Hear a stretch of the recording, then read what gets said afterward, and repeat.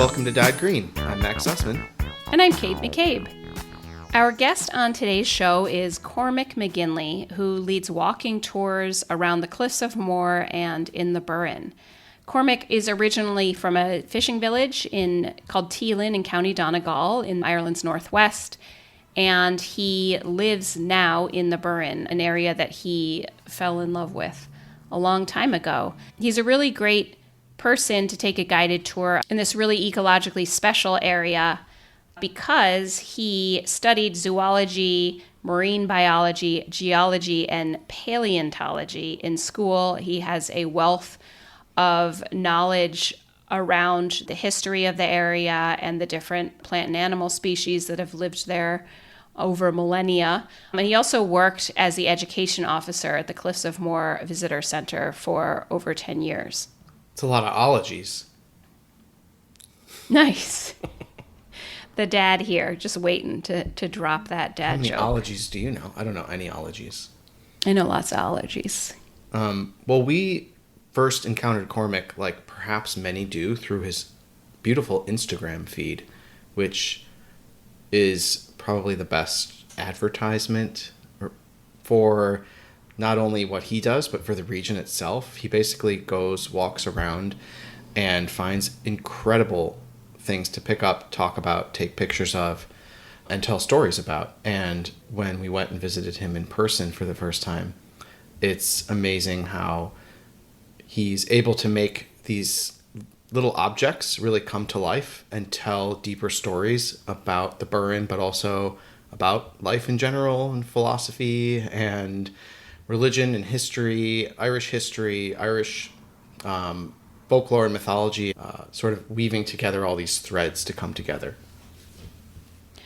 Yes, I think that's one of, the most interesting things about having an experience with Cormac in person and also on this show is he has this really deep knowledge of the area that he's taking people around. So you're going to have a lot of in-depth insights into the ecological history of these really gorgeous areas, but the conversation often goes in really unexpected ways. I think you mentioned his Instagram being a really great marketing tool for his business. We talk a lot about kind of the modern pitfalls of the tourism industry and also share some opinions on marketing and public relations. Oh my God. Boring. Wow. Just kidding. Okay. Does that sound... I don't know. It's highly controversial. It's we really get in there. Yeah, it's true. Well, what I was just going to add, sorry. I feel like the conversation was sort of a meander, if you will.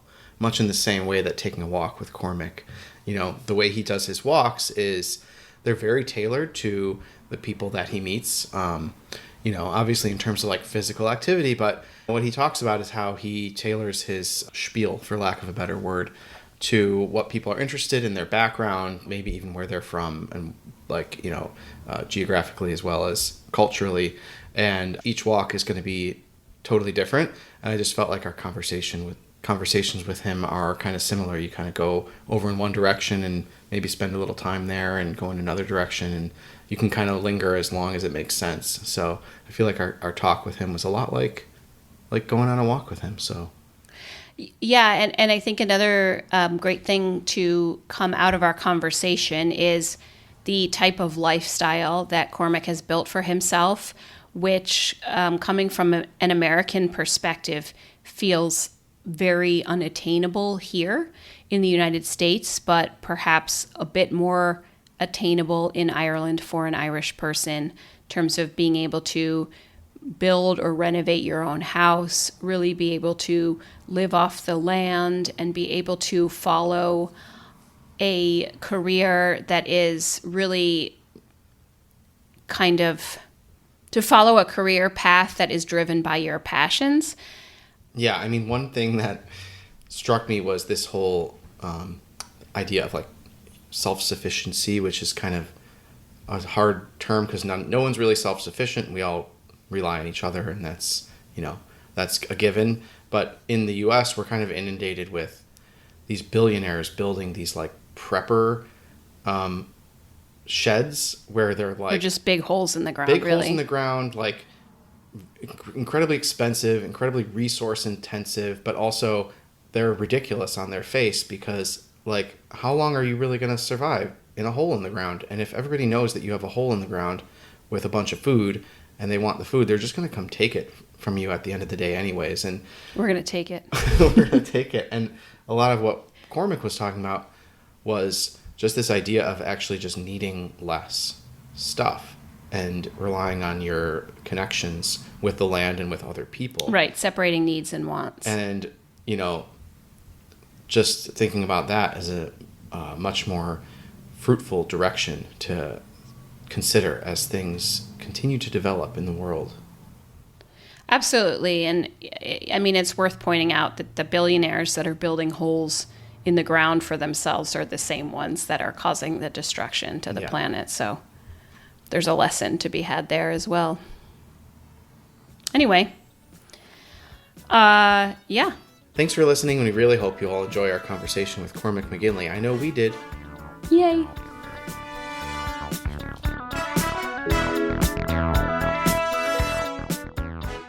Thank you for coming on Dyed Green, Cormac. Not at all. A pleasure. Something I don't often do, to be honest. Well, we're honored to be one of your rare interviews. Aye. We thought we'd just start off by asking you to just talk a little bit about what you do these days and just describing your work. And then we can go back a little bit and talk about how you got there afterwards. The biggest part of how I earn money, I suppose, is I take people on kind of private guided tours, like small group guided tours. And I specialize in sort of marine biology, zoology, geology of the West Coast. And then also have a big interest in sort of the history and basically living on the West Coast is what I'm interested in. Mm-hmm. It's kind of where I grew up. It's what I have an interest in. And I don't, which is terrible to say, I don't have a massive interest in the rest of Ireland once you get back in from the sea any distance. I like it, like, don't get me wrong, I like it, but it's not where the large part of my interest lies. Yeah, so could you talk a little bit about that? How did your interest in the sea in particular develop? Where did you grow up, and where'd that all come from? It turns out I mightn't have had a choice, really, with that. You know, you tend to think you do. You tend to think you make your own decisions in life and you choose your own path, but I'm one of four boys. I'm the eldest of four boys in a family, and all of us are kind of tied to the sea in one way or another now as adults. And that comes from, I suppose, how we were reared. Like, we grew up, my father's family were from islands off the coast of Donegal. So they would have lived kind of semi-subsistence sort of living. And he would have spent a lot of time out in those islands as a kid. So then he chose to become a fisherman full time when I was born. So he left a secure pensionable teaching job and took up fishing once he had a child. So yeah, interesting. Yeah. Well, I'm sure your mom loved that. Yeah, or maybe the reverse of what a lot of people would maybe do. No, absolutely the reverse. And in some ways, my mother had done a similar thing. My mother had, in a different way. My father had come from that island background and had fished all his holidays, had got his job, and then realised that what he really wanted to do was be fishing. And he didn't let having kids stop him. So he got into that. Whereas my mother's family had moved from Donegal to Derry, and she'd been raised in Derry, and they were sort of, say, on a class trajectory. They were kind of making their way up into the upper middle class from what would have been a sort of farming family. And so my mother had actually won a scholarship, a Winston Churchill scholarship to the States. I think they were looking at her as one of a potential future sort of business kind of a person. So they'd sent her over to interact with a lot of the sort of business leaders in the States. It was a specialist program. But apparently one or two of them actually pulled her aside during this time in the States and had said, don't do it. Don't do it. That although they were successful in business, they felt that they'd missed out on raising their own families and kids. And so they'd pulled her aside in secret and said, this isn't what they're trying to tell you. It's maybe not something you should do. So she came back having gone the opposite way from what that scholarship was meant to do. And so she headed out west and ended up meeting up with my father, and the fact that he was kind of heading in a wilder direction didn't put her off. She was really up for it. And so that's how I end up, like we end up out on the coast, not too far south from where my father was raised, but my mother and father set up in Teelan, which was a small community, but we didn't have immediate relatives in Teelan. And so I was raised in this little kind of Gaelic speaking fishing community. And I spent my childhood like down turning rocks over, looking for, things that squiggled and moved. And then, like all kids, you get into dinosaurs and that. So I was into all that stuff too. But I had the extra thing where I was into all these little weird marine animals. So you try and identify, like kids obsessively identify dinosaurs. You can ask, some 10-year-olds who get into that, they can name almost any species. Well, I kind of got like that with fish when I was a kid for a while. So I remember like some of the older fishermen, if they caught something in the nets they didn't know, they'd call me over, ask me what it was, and if I didn't know, they'd give it to me and let me take it home and put it in the freezer till I found out what it was. Wow, Yeah. that's quite a real life education happening right there. Well, the people you're living with out there, most of them, very little third level education. That would have been a difference to my parents. The fact my parents had third level education, not that none had, but it was unusual. Um, Most wouldn't have had, and so most of your experiences out there were almost all practical. Like that's how people lived. And so when it comes to my own kind of business now, the biggest part of it came from me from a decision I made, I suppose, in my 30s at some point that I wasn't going to leave the west coast of Ireland. I decided I was going to stay here. And once I made that decision, it didn't matter to me. It was like, it doesn't matter if I have work or not. I'm not leaving. And once I made that decision, then I started to look at, like, while I'd done marine biology and zoology at university and I'd, worked in different things, I was looking at ways I could apply it practically here so that I could live. My thinking was that if I can't live here, nobody can. Having grown up in it, having been given all that experience, and then having gone off and had the education about all the animals and creatures and their uses that a lot of people hadn't been lucky enough to get, that if anybody should be able to live here, it should be me. Sorry, so what made you make that decision at age 30 or so? In the context of a lot of people, not a lot of people, but one thing you hear is, oh, there's a housing crisis, there's, it's challenging to find a living wage job. What made you decide, especially in some of the more rural areas? So I guess what made you decide to commit to staying? There was a couple of things. It wasn't like there was a build-up of a few points, I suppose. Um, in my 20s, while traveling, I'd realized that, like, because of the upbringing I'd had and because of my family history, that you could kind of view, like, I'd always been fascinated by indigenous cultures, but I'd never viewed myself as part of one. And it wasn't like I was traveling and I'd been in South America and somebody had asked me about if there was indigenous people in Ireland, and I'd never thought about it really like that. And when I looked at where my family was from and the upbringing, it was kind of a dawn. I probably should have realized it much earlier, but for me, it was like a moment where I was like, "Oh, I am Yeah. one of the indigenous people of here." Like, and from that came the idea that, well, like if your people have been here long enough, like, there's no excuse for you not to be able to be happy here. Because I can't go to a place and go, well, it's too warm. I'm just not adjusted to it. It turns out that I'm probably more adjusted to drizzle and rain, but not in a miserable way. More in a way that, like, this shouldn't be something that annoys me. This should be, I should be okay with this. And so then I'd come back to Ireland, but at that stage I hadn't planned on staying. I'd come back late 20s. I got a job at the Cliffs of Moher. I became their education officer. And it was during that time I was looking for outdoor work. I wanted to work outdoors. And it was during that time that it grew stronger to the point where I was like, I don't think I'm going to leave. I think I'm deciding to commit to here. I was like, look, you're going to have to spend your life somewhere. You can spend it flicking around all over the traveling, which is amazing, which I did for years. But to get to know a place properly, there's no other way than spending the time in it. You know, you can visit, you can read as much as you want, but unless you're actually there. And so having had a job that allowed me to be outside all the time and doing that in my free time, I was like, well, I can know more about this place than most people, you know. Also, because of the way things are now with the information you have online, you can teach yourself about, in the past you had to find, well, you could teach yourself to an extent, but you often had to find someone who knew things, people with experience to be able to teach you that.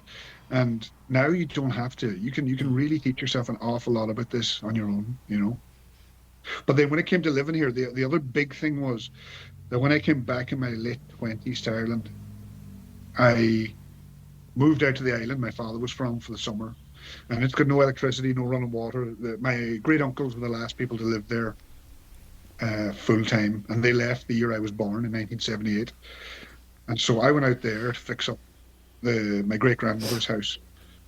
And I thought I was going to be in and out, but I spent the whole summer without coming off the island.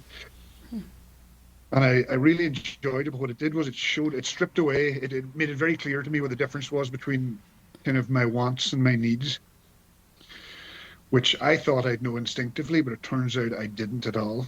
Like, What was like something that surprised you learning that well, during when I that period? first went out to the island, I brought shopping out for about a month, 2 months. And I joke about it, but some of that shopping is probably still out there on the island 20 years later because it was useless. Whereas once you do 2 or 3 trips out and you have to carry everything and lug it, you start to strip back very quickly what you need and what you don't need. And I had to go through that before I was able to kind of file it down. But once I did that, it made the prospect of living in the West much easier because you don't need to get involved with a big mortgage. You don't need to live in a big house because you were coming from people. We're also lucky that in the 80s, you got to see older people living in ways that were kind of semi-sustainable, well, semi-subsistence, sorry, I should say, and getting on fine. So you had examples that you'd seen in your life. It wasn't like something you had to conjure up. You know, you'd seen living examples of it. And so, like my thinking is, I know there's a housing crisis, but for thousands of years, people have lived out here without government aid, without help, building houses and growing food with just the materials out here. The idea that that's impossible now is kind of crazy. It's just they've created what with regulation and I suppose media. With media, they've created an expectation, and with regulations, they've tried to create like a barrier to living like that.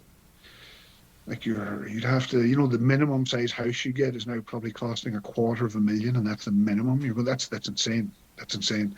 Like I grew up with people who were, bachelors living in houses on their own that were maybe chronic alcoholics. They didn't work. You're like, it seems like that's not even a possibility. But you're going, it is. You just lower your expectations. Not that I'm hoping to be a chronic alcoholic. Well, it's interesting. We're going to talk a little bit about climate change, but I feel like one of the biggest issues is that, at least in countries like Western Europe and the United States, people expect a certain level of consumption and are very uncomfortable with the idea of making do with even just a little bit less. And, there's a lot of studies that say if we just went back to the amount that we consumed like in the 60s and 70s even, we'd be on a much better path, Yeah. as far as, the temperature rise and all that. And so I think what you're saying is there's a big lesson there for a lot of people that haven't really been learned yet, but it's important stuff. Well, I look at my own father. Like my father's retired, and my father's favorite hobby is to go shopping. Right? He's consumer therapy. But I've talked to my father about this. Like my father's a man now in his mid 70s, living in a house on his own. He has more stuff Mm, in that house than the entire island he grew up on would have had combined. yeah. And you're going, this is playing out all over the place. Like we're even a fairly modest living here. If they live into their 70s or 80s, you've got to guess that they've burned through the resources of a small village if you go back 100 years. And I don't think it's Like obviously there's levels of improvement in life, but I don't think that the consumption rates now match improvements in our actual living. I think it's a trap, to be honest. Like what I learned out on the island, you learn too, because it wasn't super comfy and you didn't have luxuries, you know. But once you realized that you could live there and you were very happy out there, you were enjoying it, then you knew you could come into the mainland and you didn't need that stuff. It didn't matter. But that was that whole process of separating wants from needs. And I don't think it's like I say, I thought myself I'd know it instinctually, and it turns out I didn't. Hmm. And I like the example I normally give to people is the of people not knowing that is the pandemic, where in the early days of the pandemic, when we didn't know, whatever your view of the pandemic is now, but in the early days when we didn't know, and this could have been a very serious, potentially Ebola-like disease rolling through the place, we were potentially facing a shutdown of all our supply chains, our food chains, that when that panic happened, that people bought toilet paper. It shows a massive gap between, because toilet paper is your classic example of a want. Nobody has ever died for a lack of toilet paper, but we all want it. But when it came to a time where you had to make decisions on a very uncertain potential future, that people really weren't able to separate their wants from their needs. I think marketing deliberately does that. I think it's a thing in marketing to deliberately blur that line because you're encouraging people to consume more and buy more, and it seems like our entire economies and the ways our governments are, like our countries are run, are based on that. Because if we slip into even like a 1% kind of shrinkage in our economy, Right. it's a crisis. Like all of our services begin to get shut down, and you go, this entire thing only runs if they're continually growing, which means every year you're looking at increasing the levels of consumption you want people to partake in. You mentioned that you were raised in an Irish speaking community and also kind of later on your realization that you were like an Indigenous Irish person. We're really big fans of Boncan McGann's work. He has like a smaller book called Sea Tamagotchi, which I was thinking about when you Yeah, were talking about your father being a fisherman, and he's done a lot of work going out and interviewing older people about some of the knowledge of the land that is being lost or is in danger of being lost because of the intimate way that people who worked with the land got to know it through the medium of Irish. And so I was wondering if you could comment on that and maybe talk a little bit about the way that being raised in Irish might inform your own knowledge of the landscape and the way that you kind of transmit that information to people on your tours. well, mine is a bit like I think Mankin's work is amazing. I've never met Mankin, but me and Mankin have circled each other. Like Mankin has tried to interview one of my brothers, but he's cagey. he's, he's, we've, we've crossed through each other a lot, but we've not met. But while I was raised in the Gaeltacht area, we weren't speaking Irish as a first language in my house. All my neighbors and friends, we were. So if I went to my neighbor's house, in a number of my neighbors' house, um, they'd only speak to me in Irish, but I'd answer them in English. So I could understand it, but I just wasn't that comfy speaking it. And they didn't mind me speaking, whereas in other parts of the country, which I think is probably better for the survival of the language, if you don't speak Irish, they won't entertain you, which is probably a better way for the language to survive. But it meant that going around, while I would have had a lot of the Irish and for a lot of the place names, really what happened to me was well, in my 20s when I went to South America, I lived in Colombia for about 3 years, and I ended up I had picked up Spanish there because I didn't have any when I arrived, and it turns out Colombians don't speak English, so rather than try and force the whole country to switch, I adopted Spanish. But what I realized when I had Spanish and I was speaking it like semi-fluently, the difference it made in how I was expressing myself. Like you literally had a different humor to you when you were talking, even if it was saying the same things. There's like a different, and once you realize this, then you start to go, well, God, this means that every language has its own version. Like even though you're saying the same things on paper, that is not what you're feeling when you're saying these. And so for me, getting back into like I'm trying now, I'm still relearning Irish and trying to get better at it. But I'm doing it more for personal reasons, for just that difference that it makes and how you look at how you look at it. Just gives you a different aspect on it, that I think English it gets, but it's missing. It doesn't Hmm. have that. Yeah. When you one thing we want to talk about was how you've seen the Burren and the area that you spend a lot of time in change over the period that you've been guiding there. I know that the ecological history of the land is something that you talk about a lot and that you really focus on and have studied. And so, yeah, since you've been there, I'm just wondering what you've seen with your own eyes. So you'll see there's like an inadvertent rewilding happening in parts of it. You know, it's not like this has deliberately been fenced off, but this is not just the Burren. This is something that's happening on the west, not particularly inland in Ireland, where you've got better quality farmland. Hmm. But out in the west, we had the most marginal farmland. You have an inadvertent rewilding occurring in that you have farmland that's been abandoned since the 80s that has gone back to kind of scrub. It's never touted as a biodiversity success because really it's a result of um, a failure by the government to support those communities.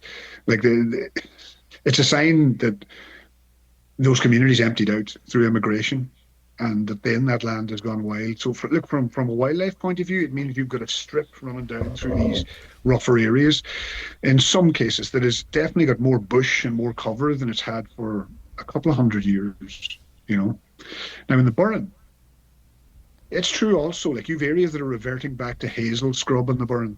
And that's just for people that becomes quite annoying because they're not able to get through it. But then something that's annoying for people is normally good for animals. Hmm. So with the hazel scrub, really, it's a step in what would be the recovery of natural forest there. Like you leave hazel scrub and eventually you end up with trees like ash trees and occasionally willows and that coming up through. And they'll end up creating shade and your hazel dies off underneath. So it's just a step on the way, but people are impatient if they don't see something happen in their lifetime. And this is one of the things too, is it's that pace that plays out at that I think is a problem. I think we're in the middle. Like this is the pet theory of mine, but the the example I give is the wolf, the killing of the last wolf in Ireland. So as a child, I remember it being explained that we used to have, a country full of forest, and that over thousands of years it was cut down, but then we eventually get down to about 1% of native forest cover in Ireland. And I remember my mother when we'd be up on top of hills when I was young, and she'd say that like the landscape you're looking at looks natural, but that it's not. That it was there was a time when this was covered in trees, and that people cut them all down. That was what my mother had said to me. And then as an adult, I'm up on top of these hills, and I'm like, this is an insane place to come to cut a tree down. And I'm like, how hard up were you for timber that this seemed like a good idea? Like literally climbing up the sides of mountains. And you can tell on some of those mountains because you can see the stumps of old trees. So you know there was trees there. But the idea that people were going up and cutting these down just seemed wild to me. And then it kind of turns out that that is not really what happened. What happened was we lived with wolves here up until about 200, 250 years ago. And when you're farming with wolves, especially if you've got mountainous areas with some tree cover, and wolf populations, you have to have a shepherd with your livestock, with your sheep or with your cattle. And the shepherd goes out to them during the day, keeps an eye on them, and then brings them back down into an enclosure, which is normally a ring fort in Ireland, these circular forts. So these were animal enclosures. You also had houses inside them, but the fort was to take your animals in and protect them from wolves. And so you were only able to allow your livestock up onto these hills for kind of brief periods and at certain times of the year. Once we kill off the last of our wolves, you can now let sheep out of these enclosures. You don't have to keep them in. You can leave them up on the hill almost all year. You tend to take them down in the spring when they're pregnant and they give birth, just so foxes maybe don't get at the lambs. But once the lamb is up to a certain size, it's not an issue. You can just leave them up on the hill, right? And once you could do that, it means that you don't get, if you leave those sheep up on top of a forested hill, over the next 2 or 300 years, your forest dies on that hill because you get zero new regrowth. Because every time a little shoot tries to come up, it's just getting nipped by the sheep. They're just walking around nipping this like little lawnmowers. And so over about 2 or 300 years, your forest ages out and dies. But you haven't really, because of the time scale it happens on, you don't really notice it happening, you know? And I'm even imagining that for the first 100 years, you're probably walking around high-fiving each other because you're like, this is amazing. You're Yeah. like, I can sleep on the ground here. I can leave the sheep out all night. Like, we should have done this ages ago. This is fantastic.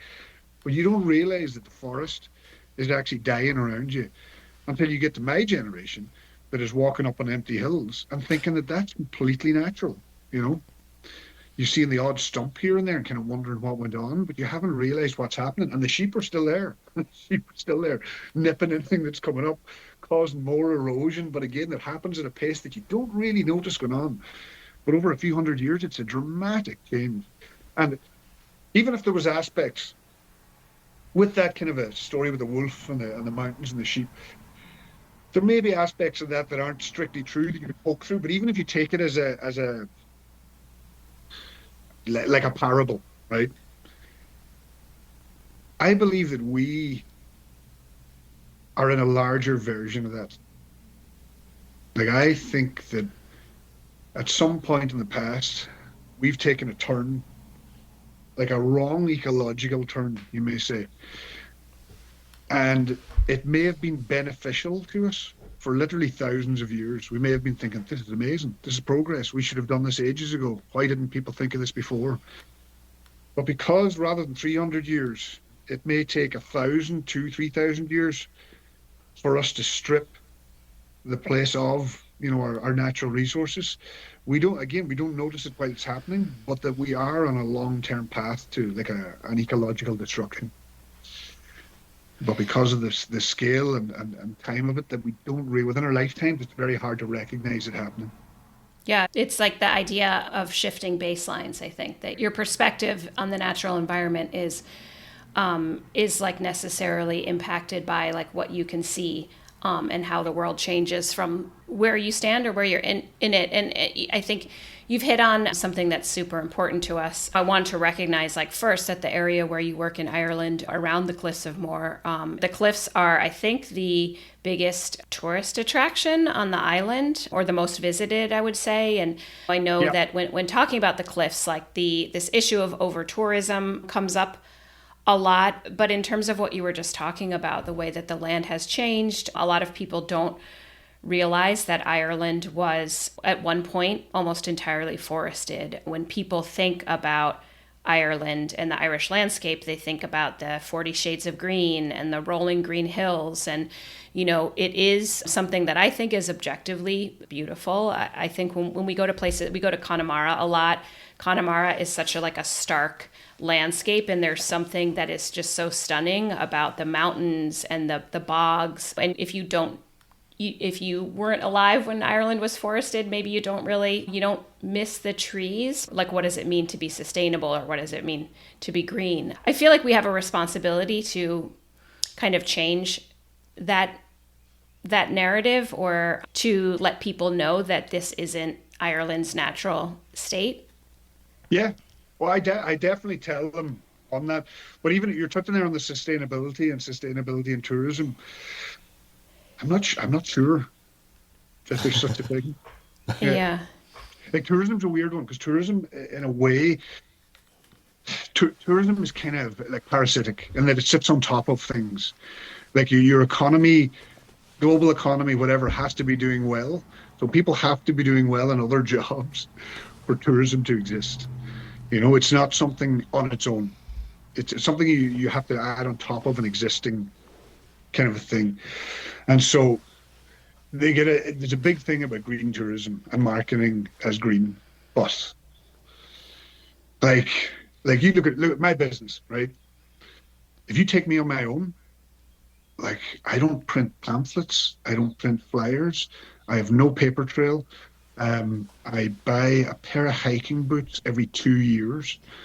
Uh, Maybe the same with the waterproof gear. I have a real minimal kind of amount of waste generated or any of that. So on paper, my business is, pretty green, or pretty, but that's only if you separate it from the people that I take out on tours. But I have clients that will take a helicopter ride from Dublin, land over here, probably took a private jet to get to Dublin. I spend a few hours with them and then they take a helicopter back. And you're going, if you include them in this whole picture, this doesn't look so green or sustainable then. Whereas if I separate myself from them, yeah, I can keep my thing as minimal. And I do, look, but like realistically, if things went ecologically the way I'd like them to, my business base would probably vanish, which, I'd be all right with. Yeah. Because Yeah. this is the other thing too with the small businesses here.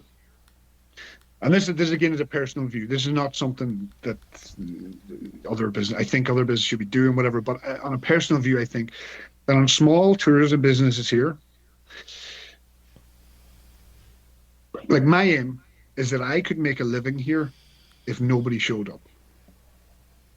That the knowledge that I'm gathering and even that I'm sharing, but that's knowledge that I can use here to live here. Like I can gather, so I'm taking people down on seashore walks and showing them animals, but when they're not around, I am down there picking scallops, oysters. I'm feeding myself. Out in the Burren, similar stuff. I'm out there and you're looking at the different timbers you use for stuff around the house. There's hazelnuts, there's all sorts of stuff. There's wild goats that nobody wants there. there's all sorts of things there. But really what I'm trying to do is build a life that if tourism vanished, I can still live here. I'll manage without it. And I feel that if you're building some life like that, you then tag tourism on, and it may even be the point that you end up making more of your income from tourism, but you try and retain this thing where even if it vanished, you can still live there. Because the interest that people have when they're coming over is about how people are living here and what they're doing. If your entire thing relies on tourism, then it's sort of a weird play that you're doing. You're sort of pretending to be of here, but really you're completely reliant on this. Whereas I feel that you should have an existence here that isn't reliant on tourism. Tourism may bolster it, may give you a lot of money to do extra stuff, but the existence, your very existence here shouldn't be fully reliant on it.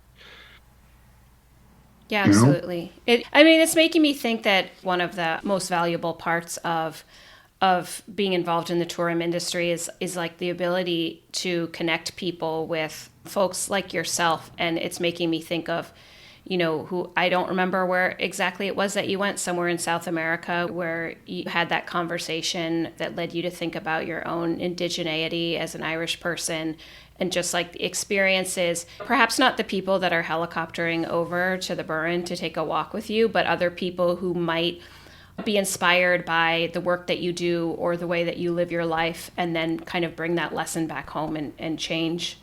Sometimes they're not bad either. Yeah. What's funny about those people is that often I see them leave, and you can tell that there's a certain amount of, not in a bad way, but like envy. I've often left and they've left and they've even said it, some of them, they're like, damn, I wish I was doing more of what you're doing or living like this. I'm like, Hey, who's you know, stopping you? You know, no yeah, one's yeah. stopping you but yourself. Yeah, This is that's not this is achievable. And you don't need a lot of money. Like you just like I say, you realize what it is you actually need to live. What the bare things you need, you know? yeah. And if you can strip it down to that, that frees you up then to try anything. If you can strip down what you live on and what you need to the bare minimum, you can then take a chance at a different career. You can try all sorts of things because you're not hemmed in by having to cover mortgage, having to cover this and that.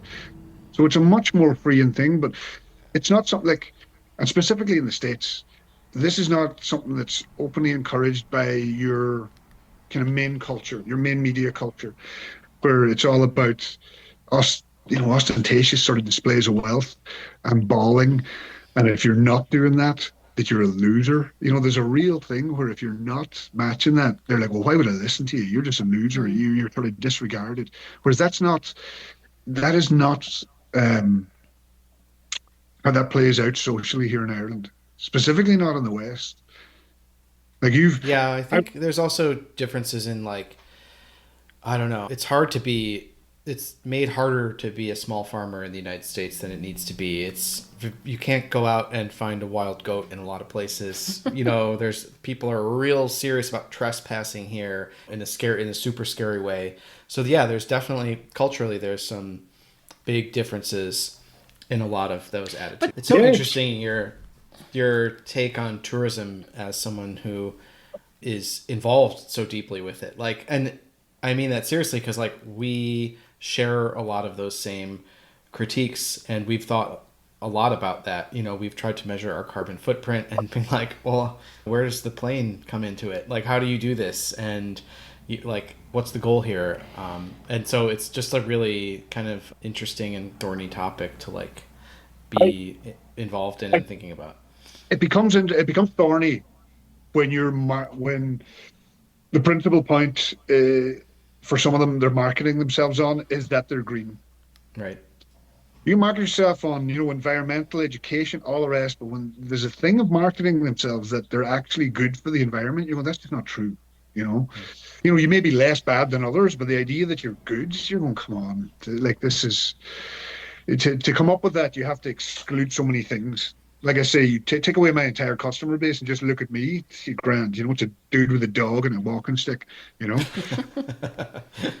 Yeah, it's that funny. It really is like marketing too, because one thing I've been struggling with recently as somebody whose educational background is in environmental policy and sustainable systems, so I have a lot of like knowledge and tools that allow me to sort of interpret what other people are actually saying when they talk about those things. And, one trend that people have been talking about in tourism this year is this idea of slow tourism. And when I hear that phrase, I'm like, okay, well, what does that actually mean? And perhaps I'm a little bit cynical, but the first thing my brain goes to is that this word slow is now being used as a substitute for green or sustainable tourism. So that to me, like I read it almost as a con. And it just feels like it gets to the point where you don't really know what someone is talking about when they talk about anything really related to the environment. And that's even like knowing that that there are a lot of people out there that are doing their best and trying to actually limit their impact on the environment. But at the end of the day, it just feels kind of like a lot of word salad. there's 2 points there. One is that marketing.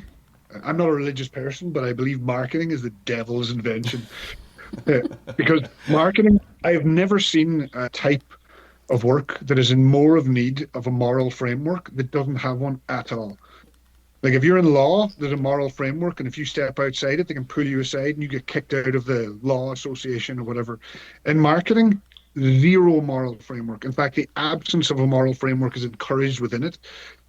So anything that comes from marketers, career marketers, I disregard immediately. I don't even look at it. If unless the person who's marketing had a background in something else previously and then has gone into marketing, so you can get a gauge on where they're thinking. I've because marketing on its own is completely amoral. It's completely immoral. They'll say anything. They don't care. It's the point of it. So from that point of view, I don't look at it at all. The second point is we are saying that like people are trying their best with the best intentions. I think I talked with you guys about this, but that's also something I've come to kind of worry about. Not that I spend my time worrying, but I, I've, I talked with you, I think, before about sort of Western culture and uh, its moral base, and how the moral base in Western culture really comes from like Abrahamic religion, because that's the dominant. So Islam, Judaism, and Christianity are the three big strands. But the common thing among them is the very base. So your Ten Commandments kind of a thing. But if you look at within your Ten Commandments, there's a complete absence of any direction in how to interact environmentally or your responsibility environmentally. It's all about our interactions with each other. So technically, you could destroy the area you live in and still go to heaven, according to these laws, which is absurd. But the removal of that from these religions, the removal of that responsibility, it facilitates sort of the rampant extractive capitalism that we find ourselves in at the minute, where as long as you can make money of it, you can tear down any mountain. You can, there's no moral issue there as long as you can justify it with the income you get and the jobs you provide and the benefit there is to people. You can flatten anything, and that seems to be morally okay because it's within that framework. Whereas if you end up in some of the other religions, I suppose Buddhism and Hinduism, there's strict things there. Now, some of them are odd in this, but there's strict things there on destruction of certain environmental aspects. Like I don't care how rich you are, you're not killing a cow in India, or if you're over in Tibet, and that's how careful they are with things because of the belief in reincarnation, and you could be damaging, dead relatives for whatever reason. But it leads to an interaction or a responsibility with the environment that we have wholly removed. And part of that seems to be because for most religions in the world, we've come from the earth. Like it's our mother, it's whatever. You've all these different figures. Whereas within your Abrahamic religions, we're from outside of the earth. This is all here for us. It's like we were dropped in a spaceship and this was all created for us. So it's very clear that we're not part of it, that this is here just for our use, and that morally there's no issue with whatever you decide to do with this stuff. And I'm like, that's the problem with that is for people who've been brought up in it, like I have, and I'm guessing yourselves, but even with your best intention, if you're rattling around inside this moral thing, your best intention may not get you out of this. You're all bumbling about inside this. Like all of us, when I say you, including myself, we're bumbling around inside the same glass, but that we have a problem at the very base of our morality. Because even though, I say, I'm not religious, I don't consider myself religious, but my entire morality will be based on biblical, because I grew up in a very Catholic country, and as a child I was Catholic, so all of your morals are coming from that. So even though I may not be Catholic or consider myself Catholic, it's inevitable that my morality comes from there. What you're saying reminds me of what we were talking about earlier, which is just this need to for things to grow continually, and how, say, adding biodiversity to an ecosystem is not something that gets measured in that measuring system, but it's obviously something that's so important to even our continued existence as a species on this planet. And there's probably a million examples like that. What's a system that can measure that increase in biodiversity? How do you put value on reintroducing species and removing pollution from coastlines and all that stuff? It's hard to figure out how to measure that stuff within the current system that we have, and it's unclear. I know there's a lot of debates about what to call it, whether it's called degrowth or not, and all that stuff. But it's yeah. I mean, not to turn this, not to make a hard turn in this conversation, but as you're sitting there, talking about that, based on what Cormac just said, it's hard to even think about putting a value on species loss or biodiversity when given the time that we're living in, certain people's lives are devalued. So sure, if we don't connected there also. Yeah. I mean, we've seen what the last couple of years have. It's more like a responsibility, because even this idea of value, I understand in the Green Movement, this has been a thing where you try to put economic values on stuff, long term to show the benefit. I disagree with that, because I'm well, what happens if it's not economically valuable? That doesn't make it worthless anyway. The idea that you have to tie an economic value to something, I find that's part of the problem we're trapped in, where you end up having to play this game to try and convince capitalists that this thing is of value based on their rules. I'm I have no interest in doing it. I feel you get caught up in a thing there that, well, if they can categorically prove to you that it's more valuable dead, then you've just played their game. And I'm like, that's not the point we're getting at here. It's more recognizing that, like, we're part of this. We have a responsibility to it. Of course, you're gonna use stuff. It's because you're part of this whole thing. You're living here, but that taking multiples more than is necessary for you to exist happily, that's morally wrong. That has to be something that gets looked at in some way. That the idea of that this is a status thing, that you take multiples, like that should be a terrible thing in a community if you're looking at someone. If you were watching somebody who's just taking back 10 times the amount of turf to his house and burning the whole thing, and you were watching him eating up your bog, the community wouldn't be long turning on him. But that doesn't seem to have happened yet, within capitalism.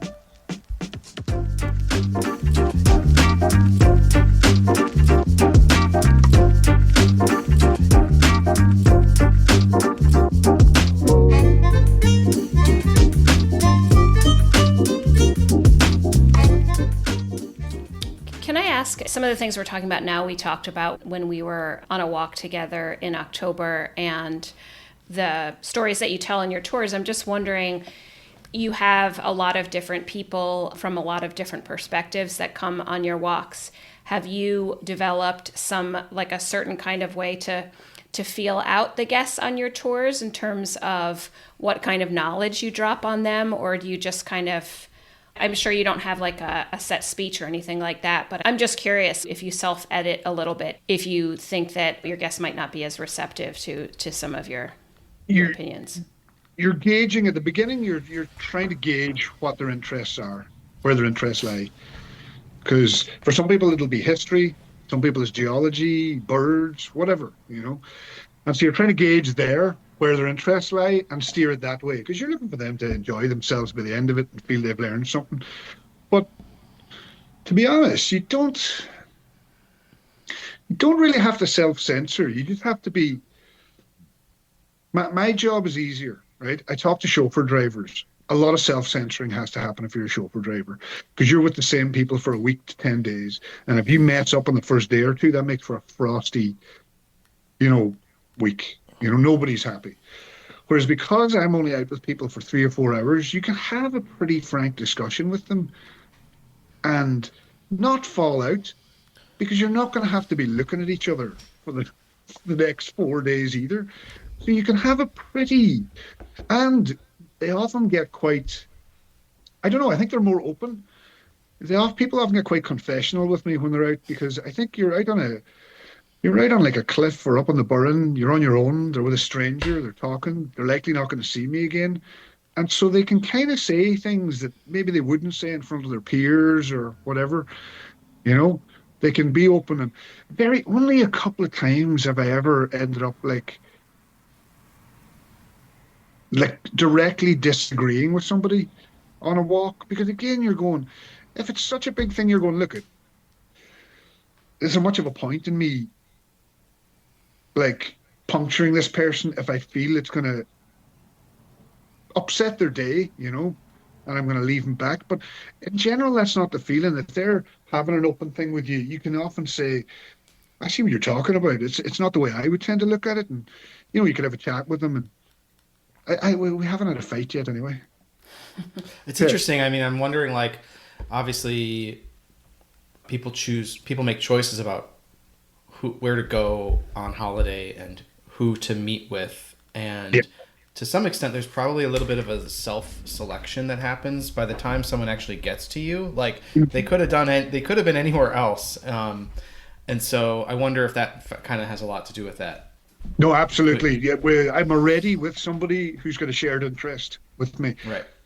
Like, we already have a shared interest in geology or wildlife or whatever. So, I mean, you're more than halfway there with it. It's like, and if I'm walking along with people and they're not engaging, or they're not into, like, I'm lucky I'm in a position where I can kind of let the landscape take over.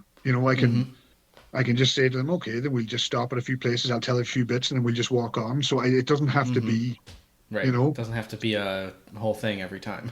No, and it's different every time, which is why I enjoy Yeah. it. Like my tours are not the same. I don't say like there may be a few basic points I cover, but it really depends on the people and where Yeah. their press steer it. So it makes it much Uh, more interesting for me as well. yeah. I feel like 10 minutes into our walk, we were going like pretty deep into the history of like Western thought and like, a lot That's of you guys. pretty heavy topics. So yeah, That's you guys. that's our experience with you. It's really enjoyable, but yeah, it makes sense. Not everyone's having Well, that that's type of reflective. That's experience. reflective of you and your interests that Yeah. we ended up in that discussion so early on. You know, Yeah. that'd be more that within that you're already touching on those subjects early on. Whereas often with people, you may get to that point in a talk, but often it'll be 2 hours in. You know, Right. before you've given background and the whole thing builds to that. Whereas you guys already came with quite a bit of knowledge and sort of Yeah. thinking about stuff Shared already. context and yeah. Yeah. I wanted to ask you about something specific, which was when you were talking about how when you were growing up, you were real into turning over rocks and seeing what's underneath. It really called to mind immediately your Instagram account and the photos you share. It seems like Mm. you have managed to continue, the life of turning rocks over and seeing what's underneath. Yeah. And I'm just wondering if you could talk, like, specifically about, your process of documentation and how you use Instagram and why you like to use it. And if, in case anyone's listening, you should definitely follow because the photos are really beautiful. But I was hoping you could talk a little bit about the thought process. Um, so I suppose one of the things that I didn't mention to you about like sort of the decision to live here and not move from here, I suppose was for me, I don't know if what motivates other people, but for part of me it was anger. I, I'd moved out of a job and I'd moved here for a particular job, and when I'd moved out of it, it was working at the Cliffs of Moher. So when I'd moved out of it, there wasn't comparable jobs around for me, and I remember getting like a head of steam on me and going, "Well, I'm not moving. Like, like if I have to live here kicking limpets off rocks and cooking them to eat, I'm staying here. Like I'm not moving." And so once I'd made that decision, things were easier. Once I decided, like I was like, I don't care how poor I am. I know I can live here because I lived out in the island. And I was like, I can like I might have to drink cheaper beer, but I'm gonna be here, you know? And so I had that kind of head of steam on. I'd avoided social media up to that point pretty much. I messed around Facebook or something years ago, but I dropped those accounts. So I'd avoided the whole thing. But when I left, I was like, well, I need to have some way of advertising or marketing. And I knew I had an endless sort of supply of content here. And I was also fairly confident at that stage because I've been working up at the cliffs and you were getting to talk to people from all over the world and feel them out. I was fairly confident that the life I live is of interest to other people, that it's something that they would like to do, you know? And that's not necessarily the feeling you would get if you'd stayed in Ireland, because you could be living the life here and, like you say, people going by in bigger houses and other cars sort of looking at you. But I knew that on a wider kind of a context, like from other countries, from the States, from that there would be an amount of envy, we'll say, for how I would be able to live. And so I was like, well, if I can just take pictures of the stuff that interests me and show them out. So I'd been doing all that stuff for years, but I had no intention of sharing it. And to be honest, if I didn't have a business, I probably wouldn't be, you know. Mm-hmm. But it was a way that I could um, market a business without any money, just put in Mm-hmm. time, you Yeah. know. And like I didn't own a smartphone till then either. So I bought a smartphone and I started posting. And then when the pandemic hit, what happened was that's what really made it take off. When the pandemic hit, and we thought it was going to be for a month to 3 months, I decided I was going to post two pictures and a short, like a 10-second kind of a video per day and try and do that for the 3 months. 2 years later, I'd done two pictures in a video every day without a break for 2 years. And it turned out you had a whole heap of people that had been stuck in, cities and apartments during the pandemic, hadn't been able to go on holidays, people who'd planned trips to Ireland that had to cancel, and they'd all started following people who'll never be able to come, and were kind of living vicariously through it. So there was an interest level from directions that I maybe hadn't anticipated, but I knew there would be well, I didn't know, but I was confident there would be an interest there. But it came, I suppose, from also directions that I hadn't thought of. And so once it got up to a certain level, I still post. I post most days, but I broke off the thing of posting every day, because you'd end up in a situation where if you didn't, you'd feel a stress to post. And I'm not living this life for stress. Yeah. So I That's a take good it off. I lesson. deliberately Yeah. won't post a day or two in the week, even if I have the pictures, just to get out of the house, just so I can give myself that break. Oh, look, it's not necessary. Relax yourself. You know. Yeah. I mean, one of the things that's has struck me about your photos is just like how many different things there are to take pictures of, which sounds really silly, but like, we're always talking about the loss of biodiversity, and it's obviously true, but it's like there's so many different things to see, and they're even just like different kinds of rocks, different colors of rocks, and they all have their own stories. So it's kind of like, it is a great, sorry to I think say, it's like a great a way, marketing. but yeah, it's like Yeah, clearly, well, look, clearly. it's you're looking. If you tune in, and I found this from when I was young, if you tune into stuff, it's your mood that decides that. Often people think it's a place. They're like, "Oh, this place is shit," or "This isn't interesting." That's not what's happening. It's to do with you and your mood. And if your mood is right, and if you really focus in on these things, you'll find. Like, I have just a bit of grass at the side of the house here, but if I had to, I'm pretty sure I'd go out there and spend half an hour and get enough photos for next week. You Yeah. know, between insects you'll find on it, plants that are starting to pop up, shapes of leaves. It's about tuning into that. But look, at this is I don't mean to pry, but if you've ever taken mushrooms in your life, for that period you're on it, where you can be Yeah. fascinated by a bit of paper or whatever, it's like being able to get into sort of that, a part of that sort of way of thinking, or that way of feeling out in nature, where you're down and you're looking there. When I'm out on tours, I'm showing aspects of that, but it's not the same as when I'm on my own. When I'm on my own, you're able to properly get into it. You're not self-conscious about, creeping around in the ground looking for, weird wee stones or little animals. You don't care. You're just locked in it like you were when you were a kid. And there's so much stuff there. Like, and within Ireland too, people think of Ireland green, rolling hills, sheep, cattle, but the huge amount of our biodiversity is along our coastline. Hmm. Like, the biodiversity along our coastline is multiples, like magnitudes more than what we have on land. And so, like, I've been at this a long time. Well, let's say a long time. I've been at this for 30, 40 years. 40 years, probably turning over stones and looking around. And I'm finding new stuff all the time. All the time. Like, I'm finding fossils that I've never seen before. I'm finding animals I've never seen before. I have to go and identify. I'm finding animals I'm misidentifying and having to go back over. It's happening all the time. Like last year there, I found a fossil. They think it's part of a precursor to sharks, and they're writing a paper on it now. Like, this stuff is all over the place, especially here. Ireland is woefully under researched in that way. Hmm. Good for me.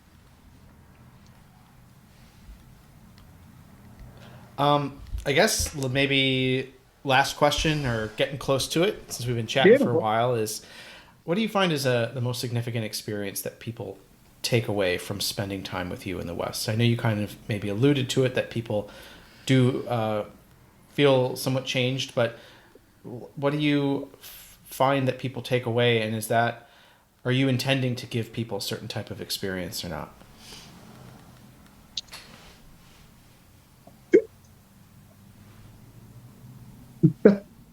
I suppose that you've the potential for fulfillment without having to play the game.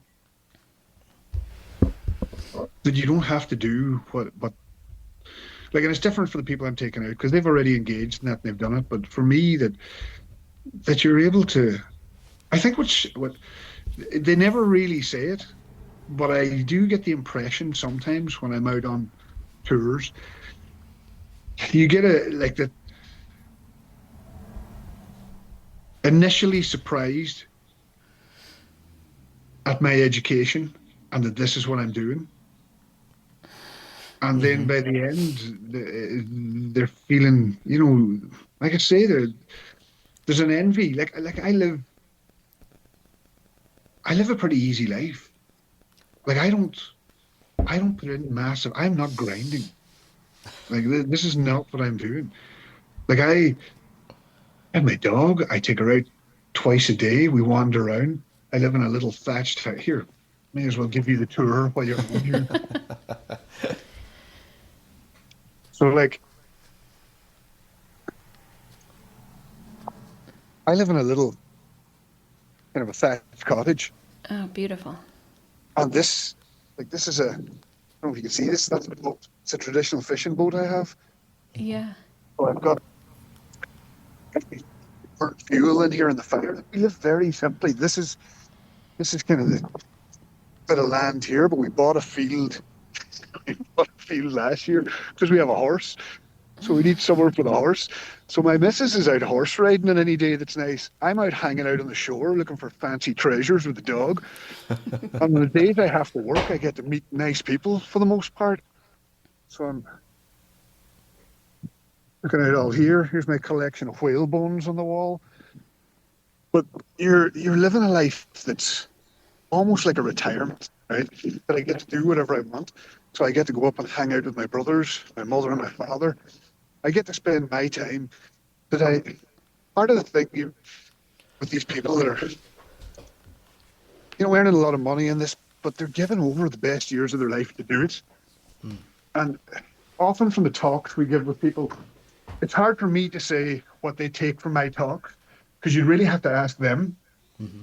What I take from talking with them, like I realized the time is the only thing you have. It's the only thing that's worth money. Like when these people have millions of dollars or euros, really the only reason that's valuable is because of the time it can purchase or the time it saves them.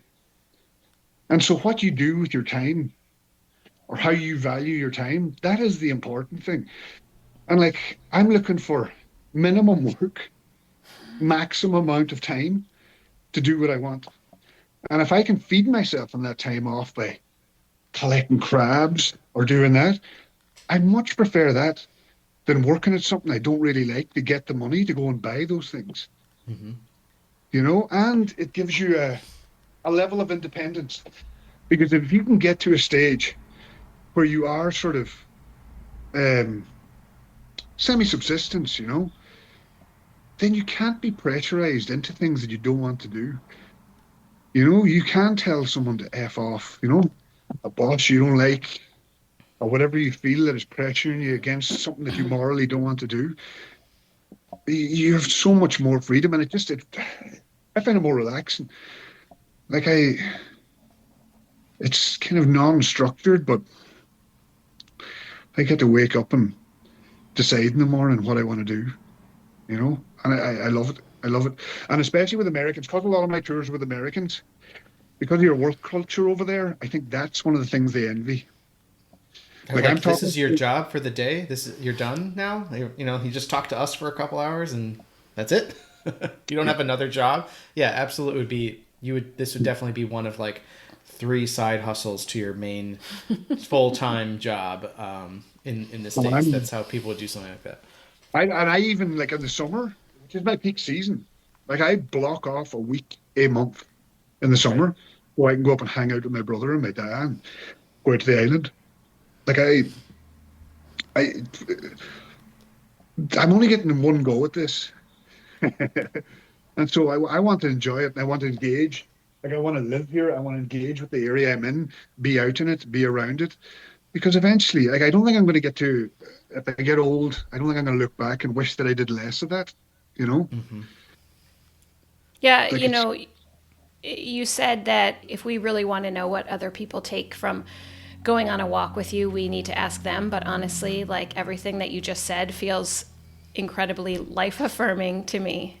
I mean, yeah, I can see your like, quote like on an inspirational poster on the wall, like a picture of the County Clare seashore. Well, that was a It's huge, great. like when you Yeah. asked about growing up in the Gaeltacht,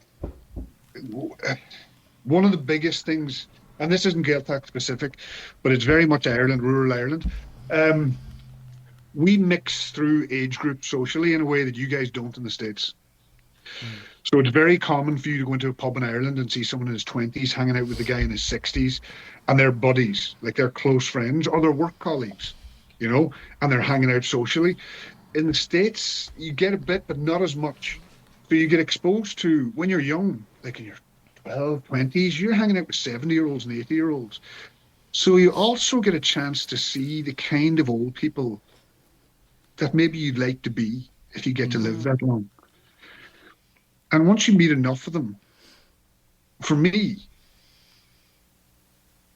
I've boiled it down. This is pretty vague, but my aim in life would be to retain a sense of humor and to try not to be a dick. Now, to try not to be a dick is doing a lot of lifting. There's a lot that's a world of stuff there. But the Try. retain and the try is important, because I think Yeah. you're going to be a dick at some stage. Don't knock yourself, like don't be too hard on yourself over it. That's going to happen. But the try to retain, sorry, a sense of humor, I think that's non-negotiable. I think you have to, because when I'd meet old people, when I was young, you'd meet these people in their 90s. They were amazing. Like people would gather around them. It's not like where you feel responsible. You have to go over and talk to an old person. It's like, no, these people are giving out like a fun energy, and you wanted to be around them. And you were like, how do you get to be an old person like that? And initially, I used to think, oh, they've just been super lucky. They must have lived charmed lives. Nothing ever went really bad. But then as I get older, I realize that's not, nobody gets to be 80 or 90 and not have bad stuff happen in their lives. What's happened is that they have retained a sense of humor throughout it, where other people have lost it or it's beaten them down. But the kind of old person that if I ever lived to be 80 or 90 that I'd like to be, would be one of the ones who's managed to retain the sense of humor about it. And that, yeah, people want to be around. They're drawn in. Actually, the Irish phrase, they're a bit of crack, like, because it's an important thing over here. Yeah, Absolutely. that's great. Well, I can't think of a Yeah, thank you for that. better way to better note to end on this conversation. It's great. I hope you've Yeah, enjoyed. absolutely. Yeah. Thank you for your time. Thanks for sharing. I enjoyed the walk with you guys the last time. You're a couple that were fun to walk with. I came out of that thinking about more things myself. Yeah. Well, Cool. we're leaving that in the interview for sure. Yeah. That's staying in. We're marketing off of that. We'll put that right at the beginning. Well, enjoy whatever you're going to do with the rest of your day. It Yeah, sounds absolutely. like maybe this was it for the day, right? Well, Oh, yeah. it's a little bit later there, so Yeah. we're getting to your, Oh, no, approaching your this is it. dinner time. This is like I do one thing. I do one thing in the day. Honored. The only We're time honored. I work harder than this is if I'm up with my brothers at home. If we have to do something together, then we can work hard. But for myself, I'm like, this is not the plan. This is not the plan. Well, thanks again. Yeah, thank you so much. Not a bother. Lovely to chat to you again. Yeah, you too. Dyed Green is a project of Bog and Thunder, whose mission is to highlight the best in Irish food and culture. Join us in Ireland on one of our guided tours in 2025, or contact us to find out more about planning a custom trip just for you. Find out more at bogandthunder.com. You can listen to our entire archive at dyedgreen.com. Please follow us on your favorite podcast apps and leave us a review if you liked the episode. And if you just can't get enough of Kate's opinions, you can find more of them at katemccabe.substack.com, where she writes regularly. Sign up there and get them delivered to your inbox.